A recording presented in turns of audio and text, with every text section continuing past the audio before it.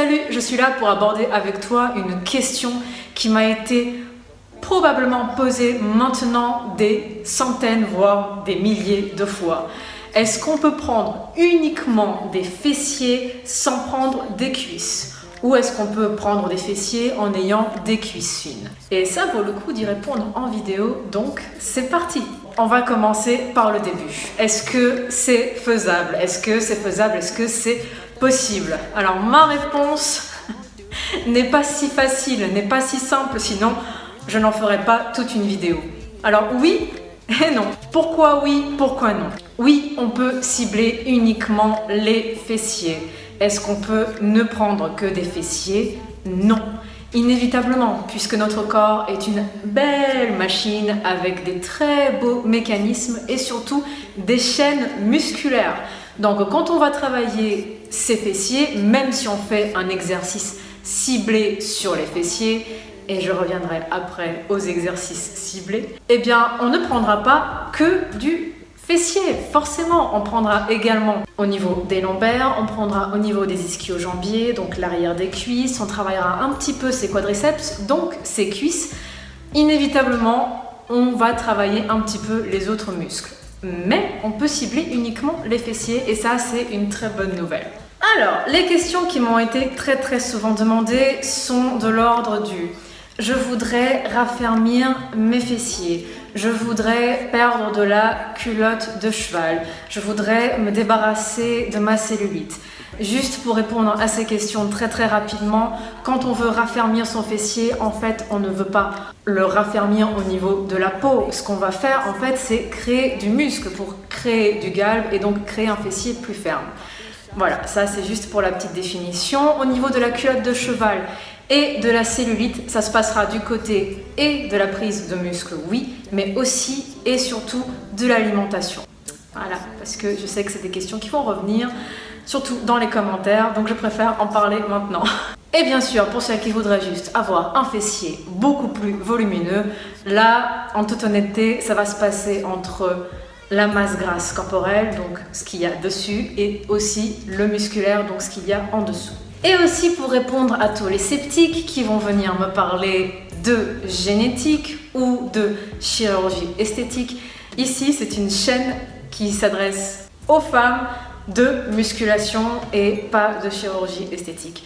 Et tu vas comprendre dans quelques secondes pourquoi j'en parle. Parce que souvent, les sceptiques vont nous dire « mais ce n'est pas possible, mais une telle a une super bonne génétique, mais regarde une autre, elle n'a pris que du fessier alors qu'elle fait du sport et rien d'autre ».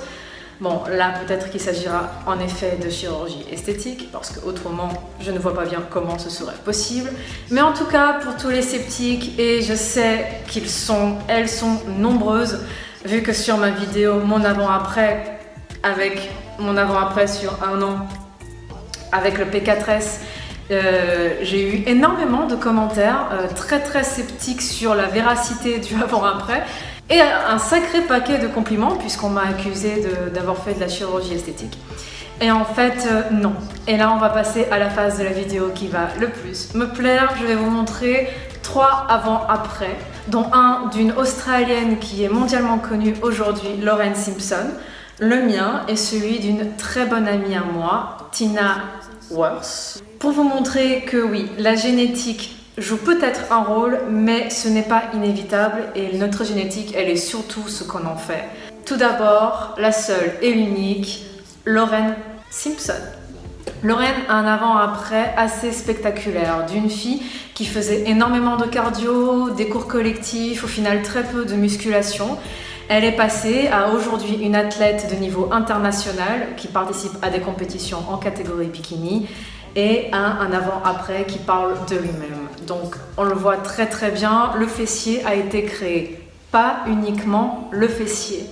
Ensuite, je vais vous parler de Tina Worth, qui est donc une très bonne amie à moi depuis Musclemania Paris l'année dernière. C'est une athlète également, en travaillant, en ayant une hygiène alimentaire, en se donnant à la salle, on peut obtenir de super résultats. Et le dernier avant-après que je vais vous montrer, c'est le mien, donc celui qui est dans la vidéo, mon avant-après sur 1 an avec le P4S. Là encore une fois, on voit aussi que grâce au sport, je me suis affinée globalement et j'ai créé de la masse musculaire au niveau du fessier. Alors même si sur la photo ce n'est pas ultra flagrant que je n'ai pas pris uniquement que des fessiers, je t'assure, j'ai aussi pris des cuisses. Pourquoi? Parce que j'ai perdu. Et en fait, en perdant, j'ai perdu du volume, donc j'ai perdu de la masse grasse corporelle, mais j'ai dû créer du muscle pour obtenir un joli galbe. Et donc là, je vous le montre, je te le montre. Ce avant-après, ce n'est pas uniquement que du fessier. Il y a aussi du dos, des épaules, moins de ventre, une taille plus affinée. Et oui, il y a du fessier en plus. En tout cas, c'est une très bonne illustration de ce que le sport peut faire à un corps féminin. Et quand je parle de sport, je ne parle pas de cours collectif, je ne parle pas de renforcement musculaire, je parle de musculation féminine naturelle. Et vous en avez ici 3 preuves vivantes. Maintenant, on va aborder les exercices ciblés parce que je sais que tu les attends depuis le début de cette vidéo. Quels sont les exercices ciblés? Alors, première nouvelle, ou en tout cas un très gros scoop, le squat n'est pas le meilleur exercice pour les fessiers. Ou en tout cas, il n'est pas le meilleur exercice pour les fessiers chez les débutantes. Puisque quand on a très bien intégré cet exercice et en travaillant uniquement la connexion mental-muscle, on peut obtenir de très bonnes sensations, une très bonne visualisation et travailler efficacement le fessier. Mais le squat va travailler également les quadriceps, entre autres, puisque c'est un exercice très complet. Donc oui, des exercices ciblés fonctionnent, mais le squat n'est pas le meilleur exercice pour les fessiers. Si je devais donner par ordre d'importance les exercices les plus efficaces pour les fessiers, je dirais les relevés de bassin.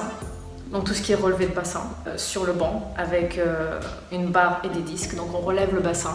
Je dirais les exercices à la poulie basse, donc tout ce qui est attaché à la cheville, on fait des kicks en arrière ou sur le côté.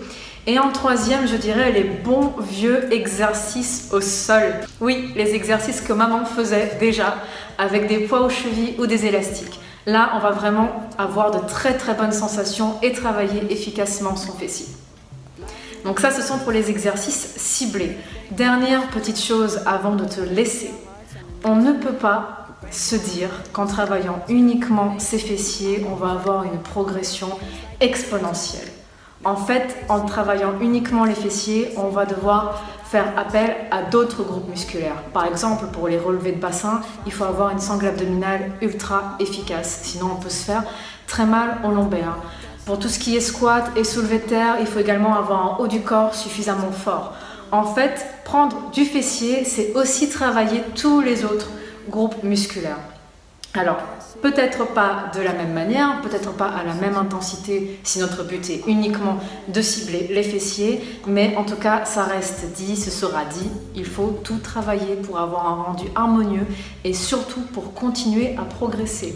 Dernière petite chose, quand on travaille ses jambes et ses fessiers, vu que ce sont des groupes musculaires très importants, on sollicite très efficacement l'hormone de croissance. Donc ça va également nous aider à prendre là où on le souhaite. Ok? Donc tu n'oublieras pas, il faut tout travailler. J'espère que tu as aimé cette vidéo. Si c'est le cas, n'hésite pas à me laisser des petits pouces ou des commentaires. Si tu as des questions, surtout n'hésite pas, je réponds toujours au maximum d'entre vous. Et j'espère que cette vidéo t'aura plu. Je te dis à la semaine prochaine pour une prochaine vidéo. Bye.